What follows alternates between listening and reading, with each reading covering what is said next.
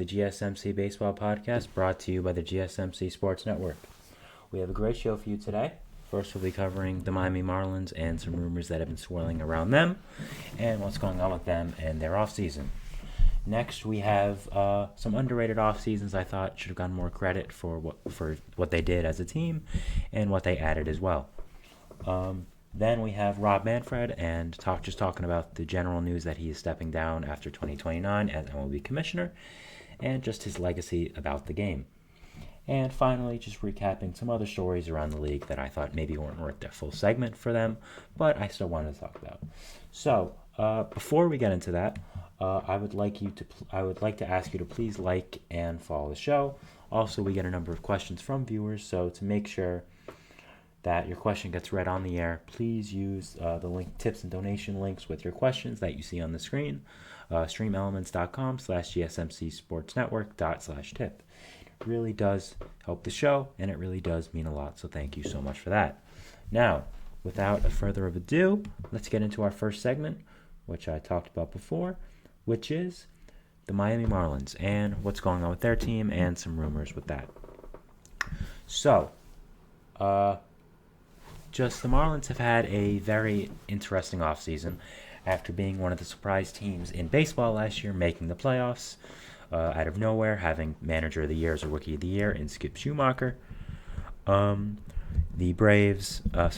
Marlins have not done much this offseason, have not linked a single player to an MLB contract, have made 2 minor trades, and have let one of their better players walk in free agency in Jorge Soler, who we know now has agreed to a deal with the San Francisco Giants. But recently there's been some talk about the Marlins and what they've been doing, so I'm here to talk about it right now. So first, this happened today when Ken Rosenthal put out an article saying the Marlins have made an offer to former White Sox shortstop Tim Anderson. Tim Anderson is a 2-time All-Star, a former batting champion, and overall was just a really solid player during his White Sox tenure. As I said, he was really good, but that was before last year. Now, last year, he was one of the worst players in baseball. He had a .582 OPS and -2 WAR, not .2, but 2.0. Negative 2 wins above replacement, which is just absolutely horrible. One of the worst seasons in baseball last year. So, obviously, I think it was time for both Anderson and the White Sox to move on from each other, so he hit the market after his option was declined. I think the Marlins make a lot of sense as a fit for Tim Anderson here. The Marlins need a shortstop, and obviously that is what Tim Anderson is. He's had some problems in the past. Before this season, he hasn't been the best defender. He doesn't walk much, but you can always count on him to do his hit. Now, batting average to me isn't a great stat. It isn't the end-all be-all like a lot of fans would like it to be. But winning a batting title, I think, is still impressive. It's not as impressive as it once was, but it still is an accomplishment. He's finished top 10 in MVP before. He's been a 2-time All-Star, so it's not like he was some bum. He was a very good player. Last year was really, really bad, but it still wasn't horrible. So I think this fit would make a lot of sense for a few reasons. I think when you're looking at Tim Anderson, where he is in his career, he probably wants to start at shortstop for a team that doesn't have that much attention on them. Right now, the Marlins have as little attention as you can get. Obviously, the Marlins, first of all, they play in a smaller market. They're not as captivating as a team as other teams right now.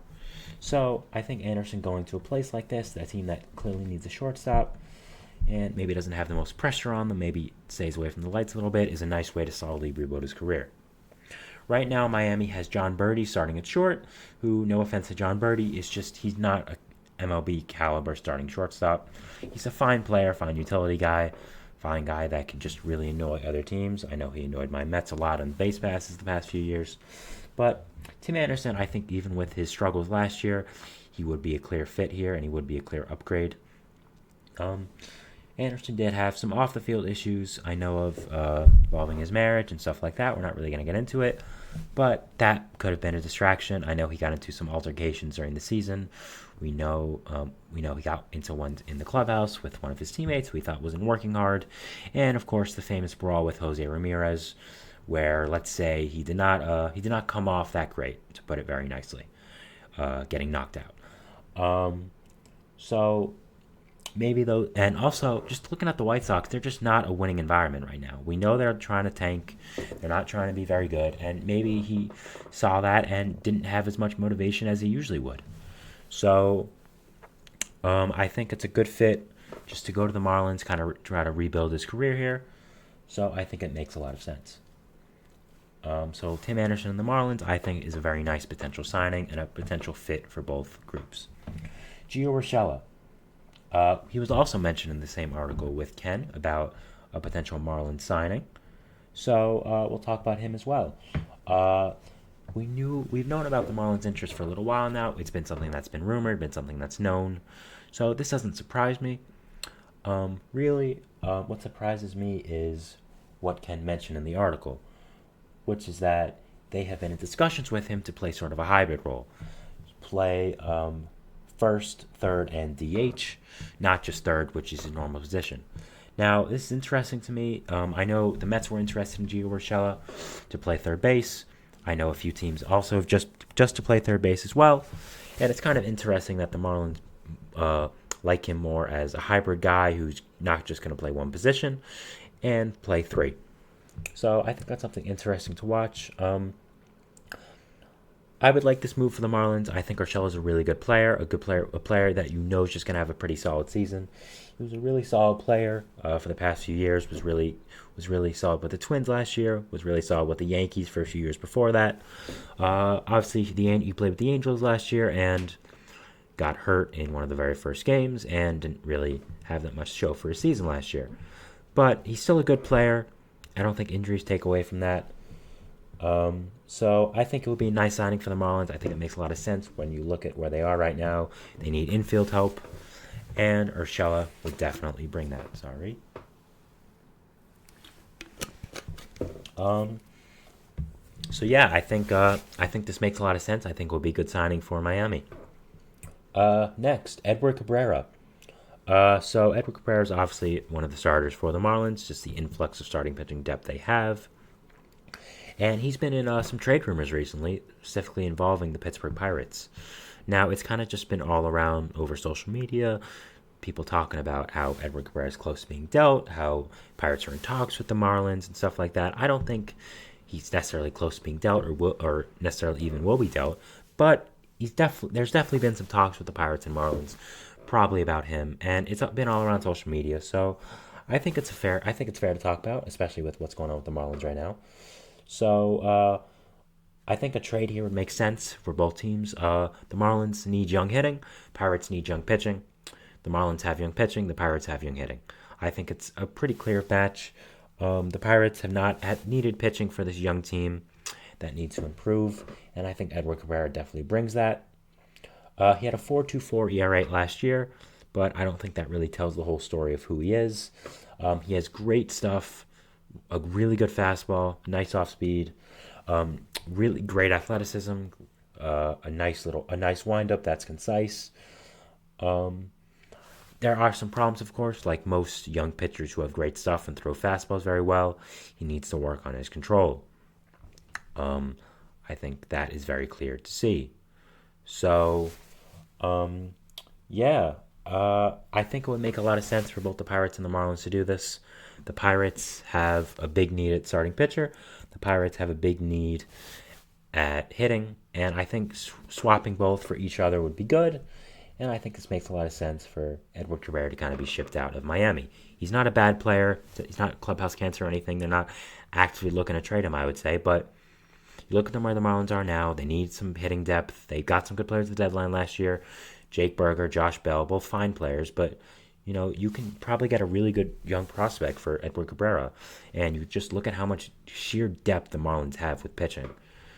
It's just incredible. So I think Edward Cabrera might be the main guy out because he's not really an ace. He's kind of just a middle-of-the-road guy that you can definitely find somewhere. You have Jesus Luzardo, Sandy Alcantara when he gets back healthy. Both those guys much better than him. So I think it makes some sense for the Marlins to use one of their strengths to improve on another one that they don't have much strength at, which is just hitting core. So the Marlins' outlook for 2024, I have them currently 4th in the NL East.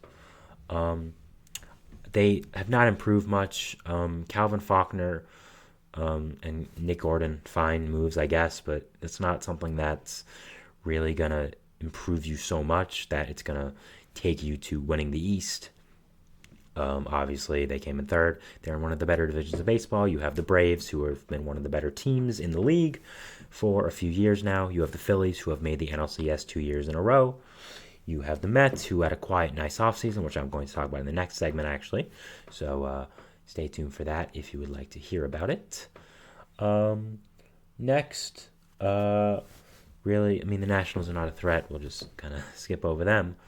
But, yeah, I don't think these signings that I'm talking about would necessarily put them all the way to the top. But I think the Marlins have a nice future. You have some nice building blocks there. You have, first of all, a guy like Jake Berger, who you acquired at the deadline last year from the White Sox. He's under control for a few years. One of the better power hitters in baseball, I'd say. Doesn't do much else, but he can hit bombs, and I think that's something you really need. So I think he's a good kind of core piece for the Marlins right now, a guy to build around. Jazz Chisholm, maybe not the best stats and kind of hurt a lot, but he's someone you can definitely build around. He still is really good, really talented. The Marlins, he's definitely very marketable for them. He was on the cover of MLB The Show this year.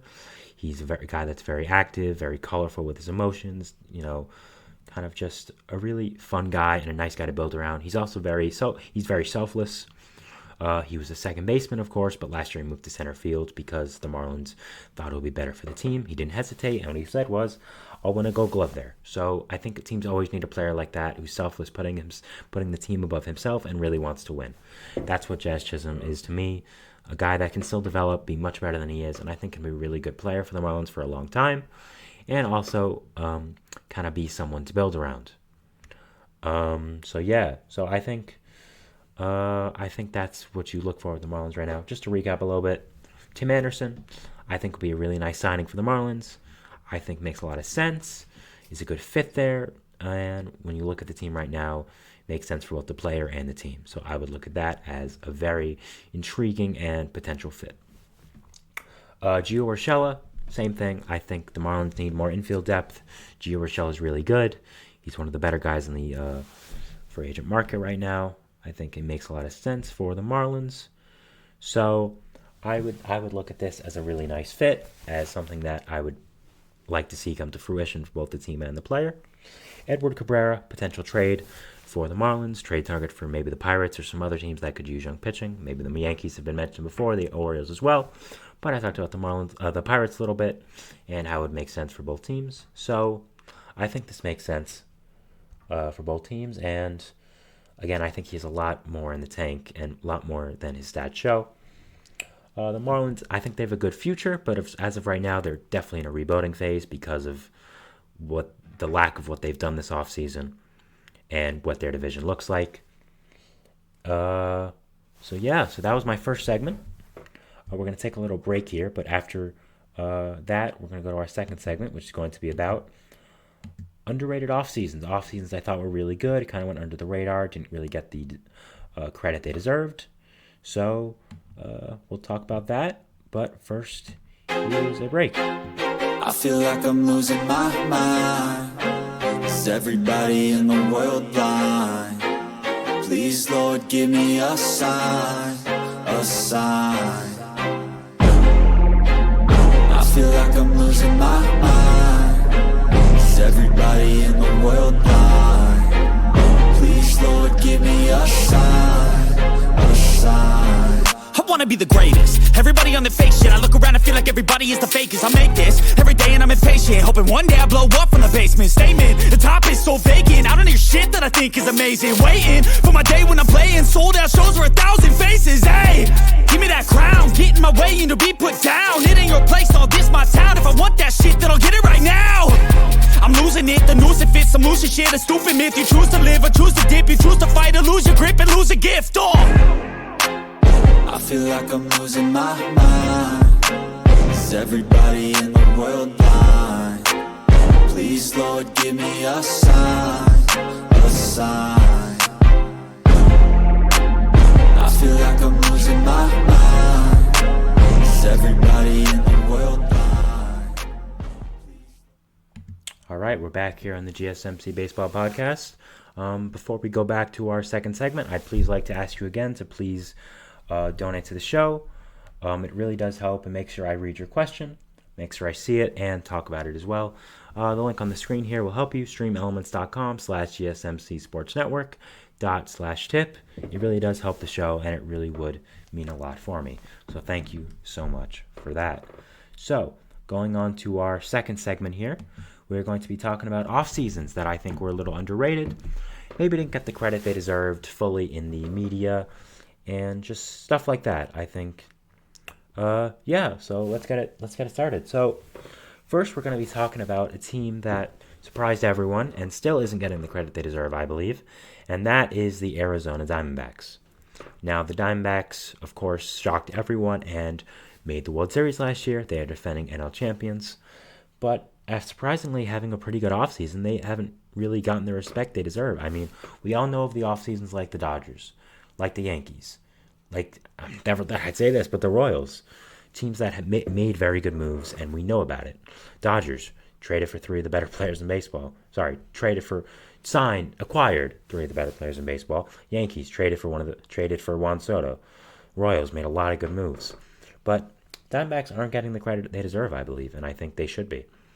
So first, we're going to start off with one of their earlier signings, and that was Eduardo Rodriguez. So the Diamondbacks have a very good team for 2024, and we knew that going after they lost the World Series as well. We knew they'd be back with the young team they have and how they've improved. But I think they needed more pitching depth. And what's one way to solve pitching depth? Sign a guy. Signing a guy like Eduardo Rodriguez is a great move. So he had a really good 5 or 6 years with the Red Sox. Kind of had a down year the year before free agency, but it was kind of unlucky, and teams saw that. Signed a big deal with the Tigers, opted out this offseason, and now signed a big deal with Arizona.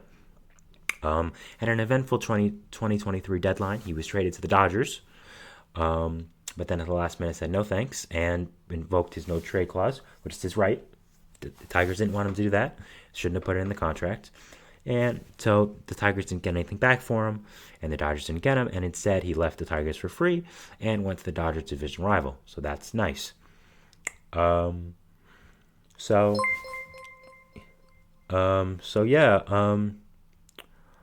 think when you're looking at thank you for the subscription, Reagan Oz, appreciate it. When you're looking at the Diamondbacks offseason, they need more pitching. And getting a guy like Eduardo Rodriguez, who is a really consistent guy, who slots in as your number 3, makes so much sense. So with him, you now have a really, really amazing top 3. You have Zach Gallen, who's a certified ace in this league. You have Merrill Kelly, who is a great player, really revitalized his career after coming over from Japan.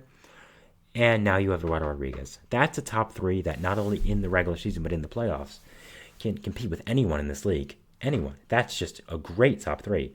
You have guys like Brandon Pfaadt who can play as the number 4 as well. And I think this is just a really great top 5. You have young pitchers like Jay Jameson, who's going to come back after Tommy John and probably later this year or next year.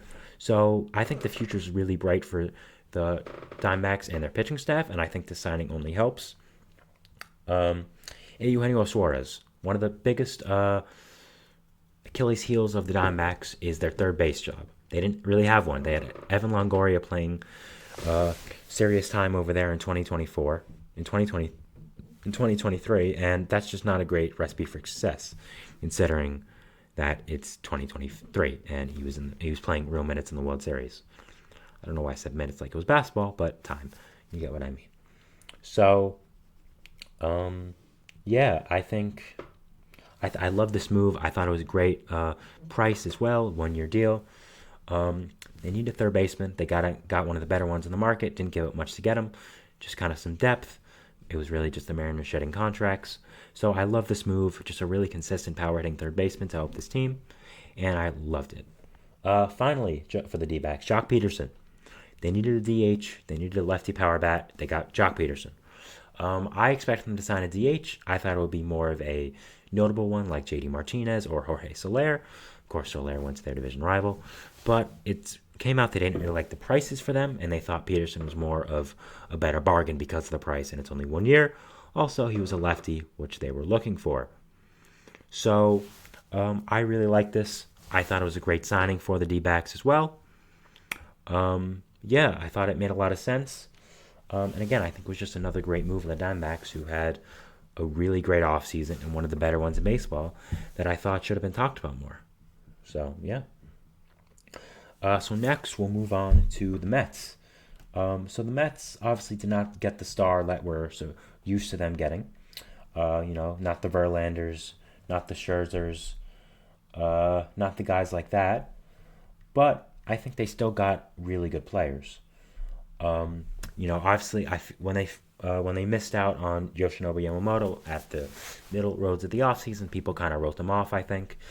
And that's fair, but they still made some good moves, in my opinion. I think David Stearns did a pretty good job for where the team is in his first year. First, Sean Manaea. I'm a big fan of the Sean Manaea signing. He was so great with the Giants in the second half of last year after adding a new pitch to his repertoire. So I thought this was a really good move that any team could have benefited from. So I thought it was a really nice signing, especially for the price. $12 million AAV, not much at all. I thought it made a lot of sense, and I really, really liked it because of the potential he showed in the second half with San Francisco and what happened there. Luis Severino, obviously, no sugarcoating it, was probably the worst pitcher in baseball last year. But you look at his track record, you look at how good he was with the Yankees. He's made some adjustments this offseason. He's met with a sleep doctor. He's tried to focus less on tipping pitches because he was focusing more on getting rid of tipping pitches and not much on just the pitch quality, which he said he's fixed right now. So I believe him. I think he's in for a bounce back season from everything I've heard. Maybe I'm just drinking the Kool-Aid, but I'm a big believer in Sevy and a bounce back season that he can have. Another pitching staff addition, Adrian Hauser, was acquired in a trade with the Brewers. Obviously a guy David Stearns knows well if he is from the Brewers. The Mets needed consistent innings last year. That was one of their big flaws because of just the injuries and lack of pitching to what you're supposed to be and the stats you're supposed to have. And I thought getting Adrian Hauser was a great move for that. He had a 4 ERA. He's just a guy you can count on for a 4 ERA in the back end as a 5. And as a 5, you don't need anything more than that, than just consistent innings and fine starting. So I really thought he was a guy that any team could have used. I love the trade for the Mets, just getting more consistent innings in the back end. Sorry about the chair. I love the move for the Mets. I thought it was really good. I thought it made a lot of sense for where the team is right now. And I think it's good David Stearns getting players he's known from his old team. Tyrone Taylor. Just a good depth outfielder, good fourth outfielder. The Mets have some injury risk there, specifically Starling Marte, who was a great piece of that 2022 magical Mets season, but was very injured last year, and when he was on the field was not very good. I think he brings some insurance to that, especially him. Also Brandon Nimmo, who was hurt last year a little bit as well. So I think it's just a good fourth outfielder the Mets added. He'll slide in with DJ Stewart as the main guys off the bench and guys that can help the team in a multitude of ways. Harrison Bader next. I think this is a good move by the Mets. I was surprised they moved Brandon Nimmo off center field so early, but I thought it was going to be done eventually. The Mets have a lot of outfield prospects coming up. They have a lot of guys, who are probably going to take the reins from Nimmo in center, like Drew Gilbert, like Jet Williams. So it made sense to transition Nimmo to left right now. David Stearns said he wanted to focus on defense, and it's not much better you can do with that than getting one of the better defenders in baseball in Harrison Bader. He really helps with that. So I like the process he was doing, and I like the moves the Mets have made. I thought I thought people kind of overlooked them just because they didn't land the big fish. They usually get, they got Verlander last offseason, Scherzer one before, and then Lindor the one before. That's just an incredible run of getting stars. But just because they didn't get stars doesn't mean they didn't have a good offseason, and I really like what they did. And I thought it should have gotten more attention. Next, we have the Reds. The Reds are interesting here because they only signed 2 players, notably. But I still think it was really, really good. And a really good offseason that should have been talked about more, even though the sheer volume of players wasn't there, like it was going to be the next team we're going to talk about after the Reds. A little hint. So the Reds, they signed Frankie Montas, which I thought was an amazing signing, to a 1-year deal. Obviously, fought some injuries last year and in his career as well. Came over in a big trade on deadline day to the Yankees from Oakland, and didn't pitch a lot there, and when he did pitch, it wasn't very successful. Just fought injuries, did not live up to expectations, kind of was just the right thing to move on from the Yankees, I'd say. But he's fully healthy now. He started 1 game at the end of the season last year. So I like the signing for the Reds. I think getting a veteran arm in that young pitching staff and young team is very good. And I think Montas is going to be very good when he's healthy and on a young team that probably can lift his spirits as a veteran, get him, the competitive juices flowing again. If the Reds can get a healthy Frankie Montas, that's a really great top 3 of the rotation. You have Nick Lodolo, you have Hunter Green, you have Frankie Montas. That's just a great top 3 right there. And maybe some of the other young guys come up and help with the rotation as well. So I really like that signing. Next, they put Brent Suter. They inked Brent Suter to a 1-year deal. The hometown kid. It's always nice when players get to go to their hometown teams, play for the teams whose jersey they grew up wearing. Just a good, solid reliever. Reds have a decent bullpen. They have one of the better closers in baseball in Alexis Diaz. So I liked this move to kind of solidify that back end with Alexis. So again, there's not a sheer volume of a lot of players here with the Reds. I like the fact they didn't overdo it. I thought what they did was good, and I thought the moves they made were very nice. And I like the fact they didn't overdo it. Now, the next team, the White Sox. I love the fact they overdid it. Now, I'm going to mention all the players they acquired here, and it's going to be a mouthful. So, Eric Fetty, Corey Knebel, Mike Moustakas, Dominic Leone, Kevin Pillar, John Brebbia, Paul DeYoung, Dominic Fletcher, Mike Soroka, Jared Schuster, Nicky Lopez, and Brendan Schumacher. Now, none of those are stars. Let's get that out of the way. We know that. But they're all solid moves that helps a rebuilding White Sox team. Eric Fetty, I thought, was one of the better under-the-radar just player additions for this season. Won the MVP in the KBO in Korea. Now, yes, he was awful in America with the Nationals, but he kind of retook his got his career back in Korea, won the MVP, added a new pitch to his repertoire. I thought that was really good. I thought it was interesting how he kind of revitalized his career, rejuvenalized it. So I thought it was a really good signing. Corey Knebel, Dominic Leone, John Brebbia, just good additions to the bullpen. I thought Knebel was a good low floor, high ceiling pickup for a team that's rebuilding. And the Aaron Bummer trade, they just got a lot of bodies who have some potential that maybe can be pieces for long term, like Mike Soroka, who was a great pitcher for the Braves for a season. Maybe he'll find a home with the White Sox and be really good. I like what Chris Getz is doing. I like they're acquiring good players who aren't necessarily stars, but just help the overall depth and the team as well. Just to recap a little bit, I love the D-back signings. Eduardo Rodriguez, Eugenio Suarez, Jock Peterson. I love what they did there. Love what the Mets did. I thought even though they didn't get a star like usual, they had some good, nice additions. I like the Reds. 2 additions, but I thought they were both really good. White Sox, just talked about. I thought all the additions they made was a lot. But I thought for the position they are right now, I thought it made a lot of sense. So, that is segment 2. We're going to take a quick little break here and then go to segment 3. But in segment 3, we'll be talking about Rob Manfred and how he announced he will be retiring from baseball and being commissioner after 2029 when his extension is up. So we'll be talking about that after the break, and see you then. Thanks.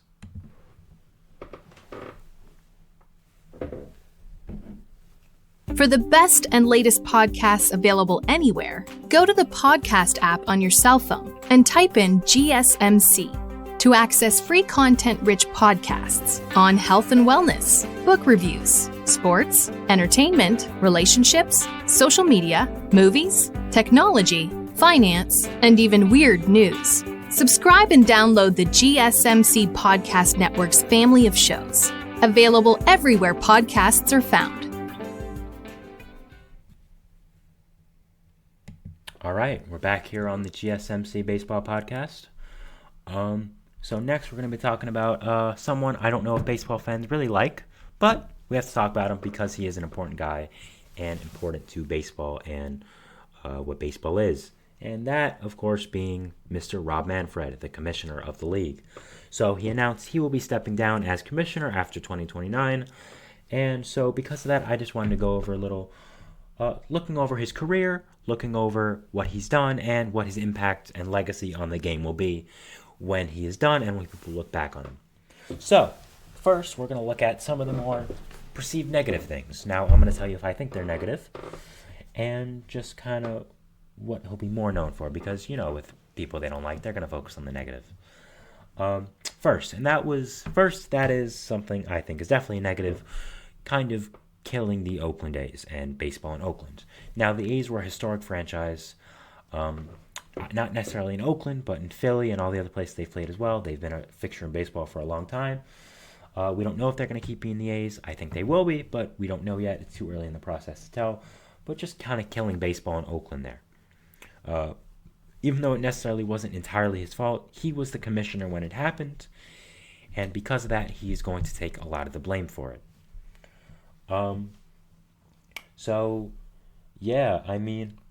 The A's obviously are moving to Las Vegas after some weird seasons and just a lot of rumors for so many years now that they're going to.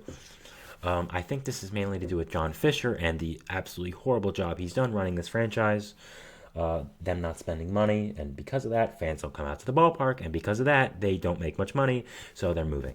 Now, again, I don't think this is Rob Manfred's fault entirely, but I think he did play a part in it and kind of moving them to Vegas instead of kind of working it out. So I think this was a big negative. I think Oakland was a great baseball town that really would have showed out if they spent more money. You saw with the when last year when all the fans showed up to show them how much they care about their team, how much they care about the city. So I think this is a big negative on his resume. But again, it wasn't entirely his fault. But you have to put some of the blame on him just because he is the commissioner, and he was the commissioner at the time this situation did unfold. Next, we have the Astros. I think we all know what I'm going to talk about here, and that is the Astros sign stealing scandal. So a lot of people criticized him for this job because no players got into trouble. No players were suspended. Really, only what happened was some major fines, loss of draft pick, manager and GMs getting fired. Now, personally, I think this was enough. I am of the belief that everyone in 2017 and the time that they were doing some cheating things was also cheating. Maybe not to the extent of the Astros, and of course the Astros did win the World Series, so you have to take that into account. But I kind of think the Astros were used as a scapegoat simply because they won the World Series and they were the most successful team. That makes sense. It does make sense, unfortunately. Whether you're if you're an Astros fan, you have to say that does make sense. They were used as a scapegoat. You know, it's understandable why Manfred would do that. So I think what they did was enough. I think people are underrating how big of losing draft picks are, getting your manager, who is one of the better in baseball, fired, your GM. So I think it's enough, but I think for more casual baseball fans, not to disrespect anyone, but I think for more casual viewers of the sport, this is going to be a blip on his resume because of a team cheating. Now, again, I think it was enough, but I understand why people may disagree. We never had a team cheat like this before. The closest example really is the 1919 White Sox, who weren't even cheating. They just threw the games to make some money. We've had individual players cheat all the time, of course. I mean, you look at the whole steroid era, Barry Bonds, Sammy Sosa, Mark McGwire, go on and on about all the players that cheated. But I think you didn't have a situation like this before. We know there was other teams cheating, of course. We know that the Red Sox got punished. We know that the Yankees had some interesting things going with them as well. Maybe not. Again, no one did it to the extent the Astros did, as far as we know. But I think everyone was cheating, and I think because the Astros had the most success, they're going to be the scapegoat naturally. That's just how it works. You can't argue with that logic.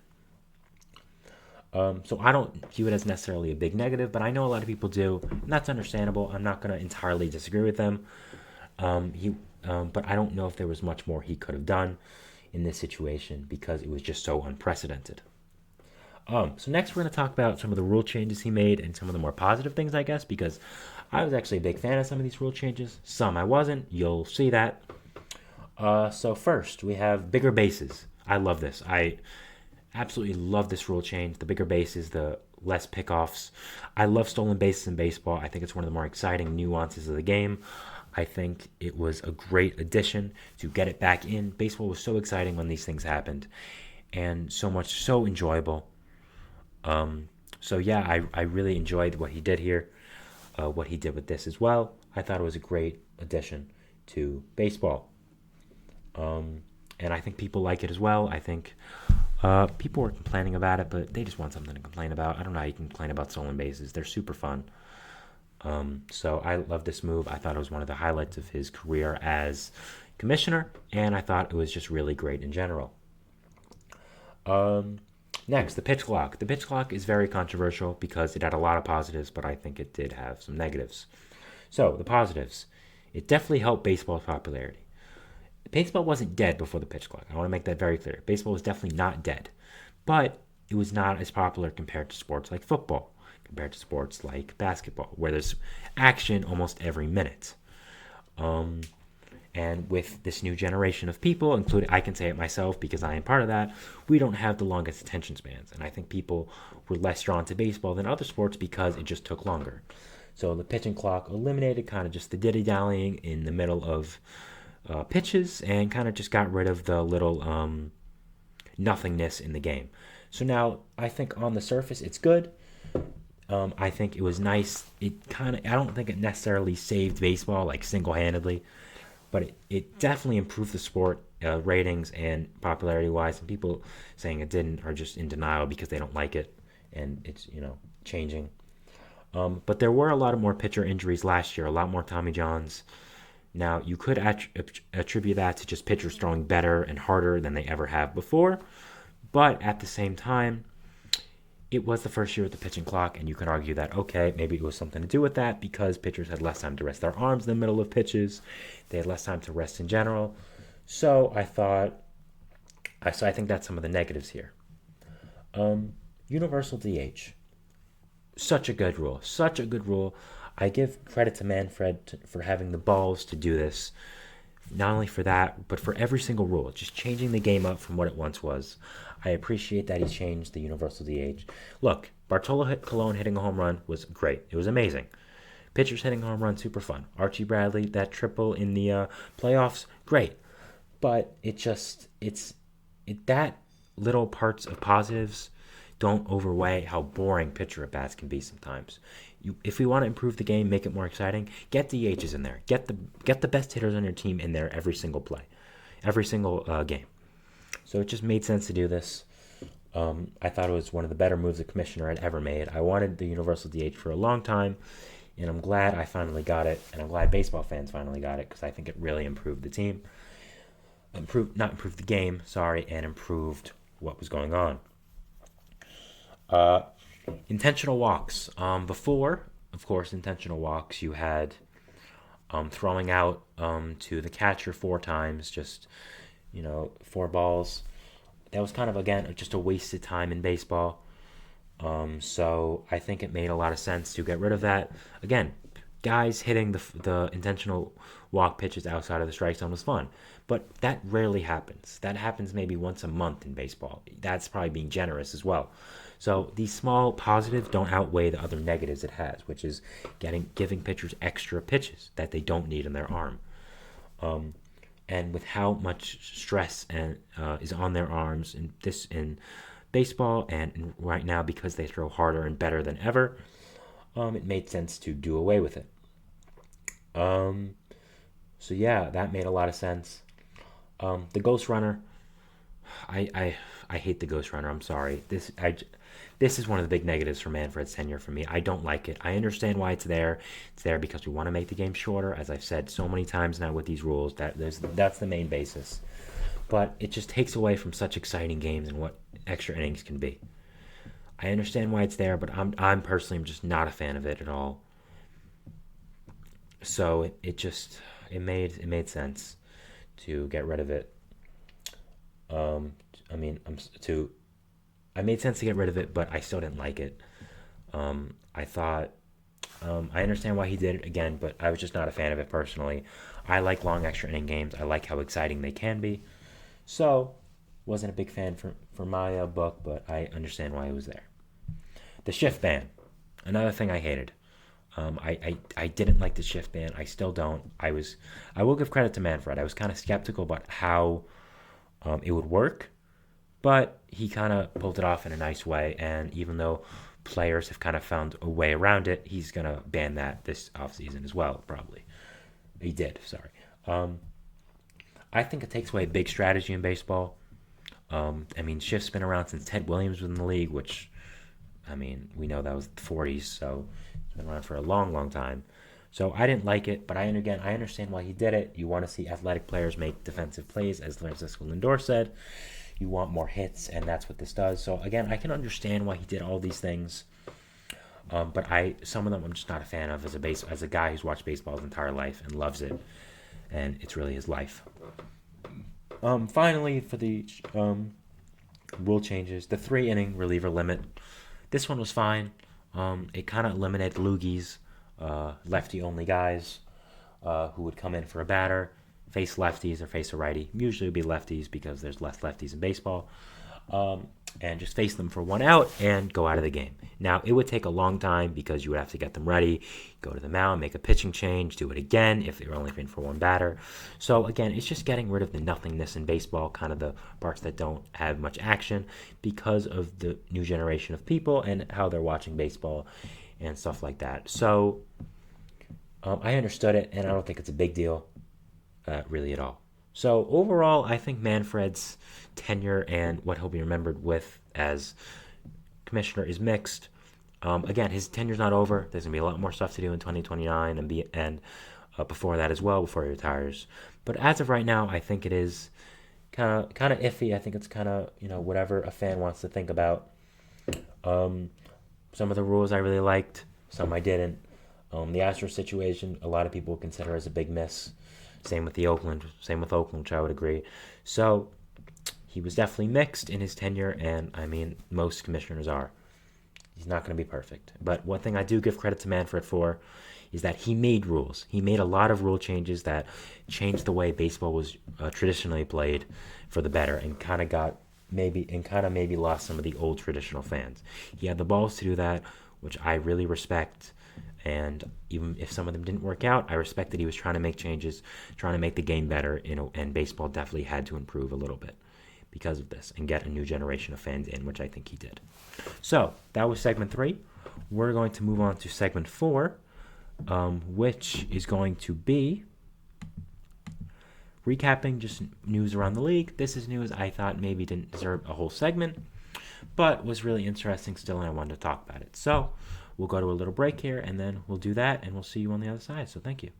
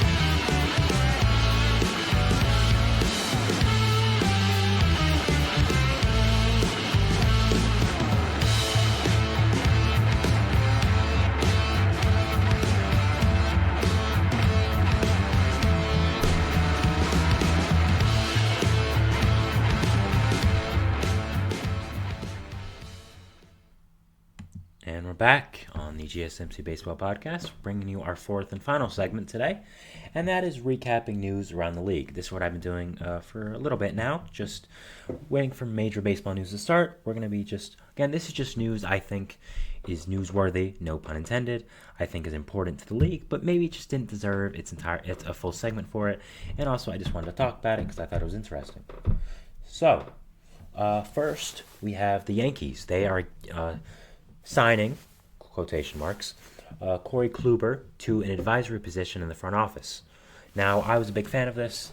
I'm a big proponent of, sorry about the camera there, a big proponent of former players becoming members of a front office and just members of the team and working more closely with them. I think they have really great knowledge, and I'm always a fan of this. Of course, Corey Kluber did just retire from a really great career with the Indians, the then Indians, now the Guardians, the Rangers for one game, which is a interesting situation we have there when people are going to look at his baseball card in the future.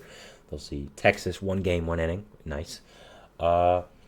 Yankees, Rays, and Red Sox. I'm sure Red Sox fans would like to forget his tenure there, though. So yeah, I like this for the Yankees. I always think former players should be in front offices. They know what they're talking about, of course. So I thought it was great. So yeah, I thought it was a really nice thing for the Yankees to do. I thought it was important. And again, I just think it's a great precedent for baseball players moving forward. I know some other players have done it as well. Like Beltran is doing it for the Mets. So I like this for the Yankees, and I like what's going on here. Next, the Padres. I made a short about this as well on our YouTube channel, so be sure to view that and like it. But they're moving Xander Bogaerts to second base. Now, this is something very interesting here. I did not expect them to do this. Now, I want to be clear this is the right move, but it's just an interesting situation to happen. Obviously, the Padres signed Bogaerts to a monster 11-year contract last offseason, and in the second year of the 11-year contract, he is moving already positions, which is crazy. I thought the signing was weird at first. I thought he should play second, but they didn't do it last year. They're doing it this year now, though. So obviously he's going to move to second. Ha-Seong Kim will play short. I think this is the correct move. Ha-Seong Kim is one of the better defenders in baseball. I think because he was at second, where defense, of course, isn't as important as short, he wasn't being utilized correctly to his full potential. So I thought, I like this. I didn't expect them to do it. I kind of thought with giving Xander that big of a contract, you'd want to stick him there. But I guess new manager Mike Shildt decided it himself. And according to Shildt himself, Xander was on board. So props to Xander for being a man about it, not letting his ego go in the way and not being mad. So I think this is a big improvement by the Padres. I think it actually really does help the team. You need so much defense at shortstop, and Kim is one of the better defenders in baseball. Also good for himself because he's going to be a free agent next offseason. And shortstop, with the stats he had last year and the defense he had last year, he'll be getting paid. So good for him. So all around, just a good move. Good move for the team. Good move for Kim. And I think it's going to help the Padres a lot. And it's nice to see maybe the vibes are back up in San Diego, as they haven't been in the past few seasons. It's kind of just been really weird there. We don't really know what's going on. So I'm glad these things are happening. Next, Whit Merrifield. He just before I start recording, he agreed. I made a short about this as well, a few minutes after it happened. So go be free to check that out. He signed a 1-year deal with the Phillies with a club option for the next year. I thought this was a good signing by the Phillies. They need more depth in that lineup, in that team. So I like what they're doing with it. I assume Merrifield will not start. You have Bryson Stott at second, Alec Bohm at third, Trey Turner at short. You have your outfield full with Brandon Marsh, Johan Rojas, Kyle Schwarber, Nick Castellanos. So, but I think the report came out that he's going to play a 10th man role for the Phillies, which is playing every day, just not having a set position. Moving around the infield when someone needs a day off, or if they're hurt or something like that. Kind of like a 6-man in basketball, but a little bit different. Kind of just the first guy off the bench, really. Also in pinch hitting scenarios, I'd say. He can hit lefties really well. I'm sure if Brandon Marsh, for example, is up in late game situations against a lefty, you'd probably put Merrifield in there to hit the lefty. So I thought it was a good signing by the Phillies. I think they needed to do more this offseason. I don't know if Merrifield is that. Before this, the only things they've done are Spencer Turnbull, Jake Cave, and Aaron Nola. 2 of those are re-signings, and one is just a defined depth move for a swingman in Spencer Turnbull. So I like the fact they're doing some stuff. I liked the signing. I thought it was good. I thought the price point was fair. I thought it was a good fit for Whit Merrifield, who hasn't really had a chance to win a World Series in his career. You go to a team like the Phillies, who's made the NLCS 2 years in a row now, and who have proven to be playoff risers. It doesn't really matter what their regular season is, as long as they make the playoffs, they'll be doing something crazy. So I like that for Merrifield and the Phillies. So just a good signing overall, good fit for both the player and the team. Next, the Blue Jays. They signed Eduardo Escobar to a minor league deal. Just a smart move by them, getting more veteran depth in the infield. He's kind of in the same boat as Merrifield, where he's a super utility guy. I don't know if he is still in his career because he's kind of older, but he can still play second and third to a decent level. I think he'll be just a good guy to collect at bats in Buffalo and AAA, and a good guy to come up when someone gets hurt and play some decent third or second or whatever else you need from him. Just good teams that are trying to win World Series make good depth moves, and I think this is what it is for the Blue Jays. Just a fine depth move for Eduardo Escobar.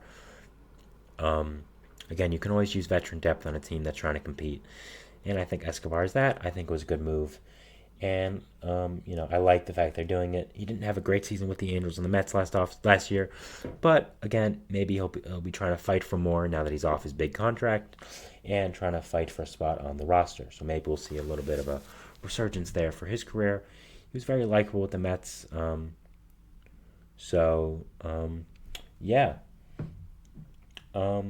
Next, the Angels. They're showing heavy interest in Ahmed Rosario, another former Met. We talked about one in Eduardo Escobar. So I think this is kind of a weird kind of fit here. They have a shortstop in Zach Neto, who is going to be their franchise guy. He's really, really good. So I don't know why you would sign Ahmed. I guess maybe to be a bench batter, platoon guy. Maybe plug him in at second after trading David Fletcher. I'm not sure what their second base situation looks like right now. But he hits lefties well. He had a fine season with the Dodgers after being traded there from Cleveland. He's just an okay player. He can't play defense that well, but he can hit lefties fine. He can just be an okay hitter if you put him in the lineup for 162 games. You shouldn't, because he's not a starting caliber player, but he's fine. So I guess it kind of matches up in that way, because he's fine, the Angels are fine, just both kind of mediocre, kind of fit in that way, I guess. Team player fit. So, so I guess that's something to look for. I don't know why, but the Angels are a confusing team. Next, something that also broke a little bit before I started recording. Keston Hiura, he went to the Detroit Tigers on a minor league deal. He's had a very eventful career, really being a rookie phenom with the Brewers, doing really well with them, performing really well, and then kind of just drifting off, kind of going from up and down from AAA to the bigs. He's kind of lacked a spot on the Brewers, and maybe once he gets consistent opportunities, he'll play well there with the Tigers. So I like that move by the Tigers. They're a younger team, still developing players as well. So maybe they see something in Hiura that they think they can harness into a good MLB player. Again, he has a lot of potential still in this part of his career. He is older, of course, but he did not win Rookie of the Year. Sorry, he was in the running for Rookie of the Year. He was good. He was a good rookie. He had a great season. He was looking like a young rising star at one point, but kind of just fell off a little bit. So maybe they see something in him that they think they can harness into being a good MLB caliber player in the career. And if not, they'll just move on because MLB signing. MILB signing. Maybe I'm overreacting, but I like the signing for the Tigers. I like the depth move. I'm a big fan of depth moves. You always need depth in your teams, and I think the Tigers doing well with that, especially with their bullpen additions in the offseason as well. Guys like Shelby Miller, Andrew Chafin. So I like what they've done in the offseason a little bit. Jack Flaherty was an interesting signing for them, but maybe they see something in him like Hiura, and they think, okay, we can be able to get this guy back to where we want him to be. Next, the Twins. They're showing interest in re-signing Michael A. Taylor. He was good for them last season. Nice center fielder while Byron Buxton moved to DH. So I think this would be a good move for the Twins to bring him back. He's a good center fielder with some pop, plays really good defense, hits a lot of homers. Byron Buxton apparently is playing center field again, so I'm not sure what would happen with this, if he would move to a corner and they would trade a guy like Max Kepler to fit room and get the money back, or he would just be a fourth outfielder and kind of play a little bit when his name is called and when his time comes. So I think it's interesting. I think it's a good fit for both the player and the team, though, as he did play there last year. Next, Justin Wilson to the Dodgers. Good depth move for the Dodgers. Just keep filling out that bullpen with more depth players. If anyone knows how to get something out of them that they haven't had, it's the Dodgers. We know this. We've seen with moves they've made with the bullpen. They've made some good bullpen signings. Re-signing Ryan Brazier for one. So, yeah, I like the signing for the Dodgers. Again, what I've talked about before, good teams trying to win a championship have good depth. Justin Wilson is good depth, and I think if any team can get him back to what he once was, which was a good, solid reliever, it could probably be the Dodgers out of all teams, because they are the Dodgers. They're the best organization in baseball, and they know what they are doing. So, just to recap a little bit, the Yankees, they made Corey Kluber they gave him an advisory position within the organization. I liked it. I thought it was a good move. So, yeah, I'm always a fan of former players getting involved with former teams and just teams in general, kind of working within the nuances of the game. Padres moving Xander to second. I didn't think it would happen, but I'm glad it did for Padres fans because Xander is good, but he's not good enough to be a shortstop at this point in his career with the way his defense is. Whit Merrifield, I liked the signing for the Phillies. Thought it was a good move. Thought they should do more. Maybe they'll go crazy and sign a guy like Blake Snell, Jordan Montgomery, Cody Bellinger. We've heard some little rumblings that could happen with how their markets have faltered, but I doubt it. But still, Merrifield's a good player and a good impactful guy that'll help the Phillies. Keston Hiura, I like the move for the Tigers. Again, thought it was good depth. Maybe they think they can get something out of him. So I like that.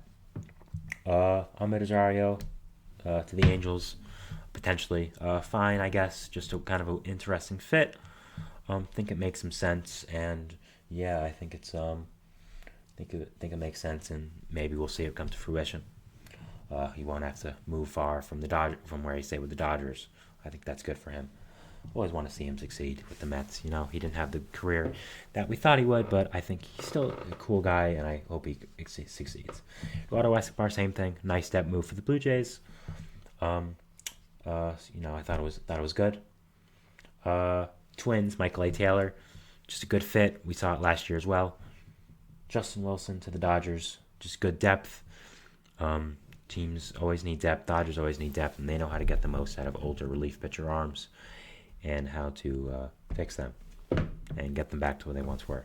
So, that is our show today. Thank you so much for tuning into the GSMC Baseball Podcast, brought to you by the GSMC Sports Network. I'm sorry about my cat. I don't know what the hell he's doing, but sorry about that. Your support means a lot to us, so please remember to subscribe to the show and leave a positive review. It really does make a difference. We also invite you to follow us on Facebook, on Twitter, on TikTok, and Instagram for more content and updates. Thank you once again. Have a wonderful day, and see you on the next show. Goodbye.